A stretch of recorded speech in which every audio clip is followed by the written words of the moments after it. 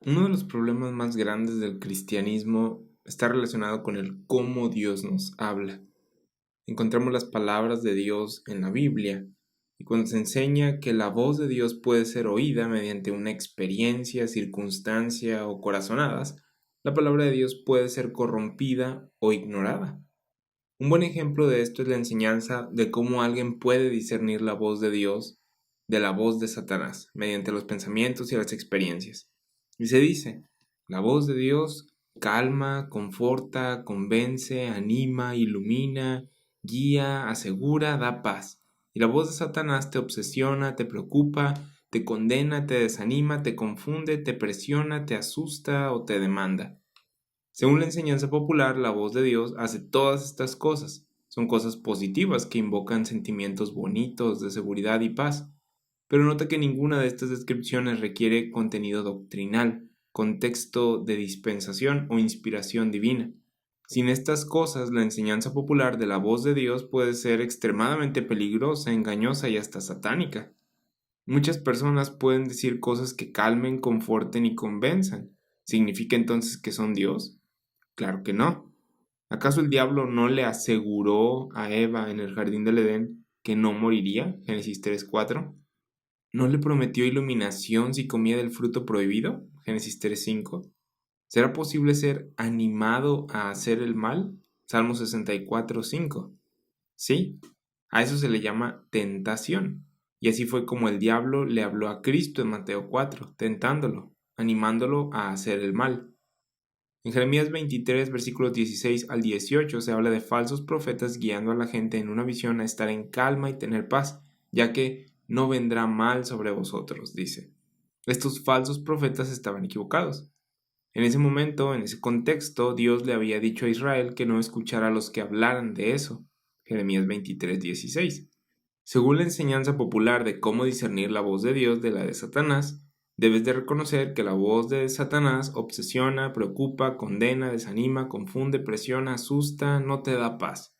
Todas estas descripciones son negativas e invocan sentimientos de insuficiencia, de intranquilidad.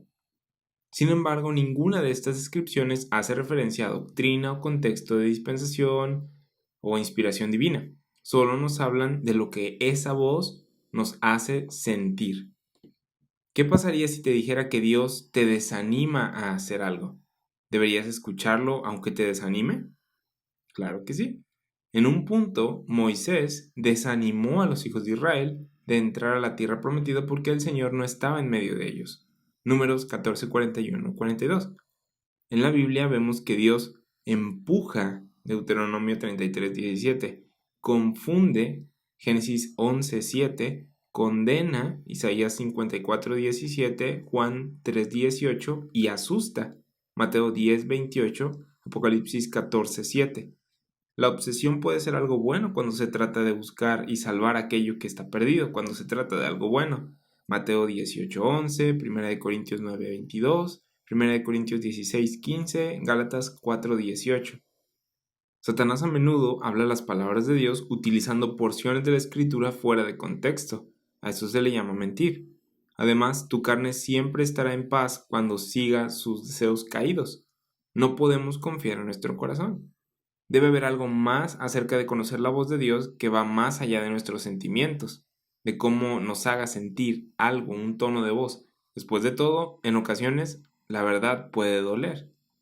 Ni la voz de Dios ni la de Satanás puede ser discernida por cómo nuestros pensamientos y experiencias nos hacen sentir. Cuando los bebés aún no saben hablar, son afectados por el tono de voz. Los papás pueden confirmar esto. Cierto tono de voz puede asustar a un bebé o darle paz. De cualquier forma, el bebé ignora las palabras dichas porque no las entiende y se va por lo que siente, según el tono de voz. Pablo dijo en 1 Corintios 14:20, hermanos, no seáis niños en el modo de pensar, sino sed niños en la malicia, pero maduros en el modo de pensar. Una persona madura no es alguien que busca placer y evita cualquier clase de sacrificio o inconveniencia para su carne. Alguien maduro asume la responsabilidad de aprender, entender, estudiar y sacrificarse por el beneficio de otros. Cuando somos niños que no saben hablar o leer, nos guiamos por lo que vemos y oímos, y tristemente es así como mucho del cristianismo es guiado. mediante circunstancias visuales o tonos de voz. Una vez que crecemos, escuchamos y ya entendemos las palabras dichas y aprendemos a leer el libro de Dios, la Biblia, dividiéndolo correctamente, obviamente. Podemos oír la voz de Dios con un entendimiento doctrinal. La perspectiva de la voluntad de Dios que está centrada en los sentimientos es la consecuencia de mala enseñanza acerca de cómo Dios habla. Dios tiene un plan maravilloso para ti que va más allá de cómo te sientes aquí y ahora. El propósito de Dios no es que te sientas bien todo el tiempo aquí, sino justificarte, darte vida eterna, santificarte y glorificarte en un futuro. Su enfoque está en tu hombre interior y no en tu hombre exterior. Ahora, Satanás tiene una agenda malvada, y esta no consiste en siempre hacerte sentir mal. La voluntad de Dios, al igual que la del diablo, es revelada bíblicamente y considerada dispensacionalmente. Para poder discernir la voz de Dios de la de Satanás, se requiere tener una copia de la palabra de Dios, la Biblia. Luego, debemos entender lo que Dios dijo, a quién lo dijo y en qué dispensación lo dijo. A eso se le llama estudio bíblico o leer la Biblia en contexto. En lugar de enfocarnos en el tono de voz que está siendo usado, enfoquémonos en las palabras habladas, comparándolas con lo que sabemos que son las palabras de Dios en la Biblia dividida correctamente. Solo cuando corriges la enseñanza incorrecta acerca de la voz de Dios siendo oída fuera de la Biblia, puedes comenzar a entender la voluntad revelada de Dios y cómo Dios está operando hoy y cómo Dios está hablando hoy.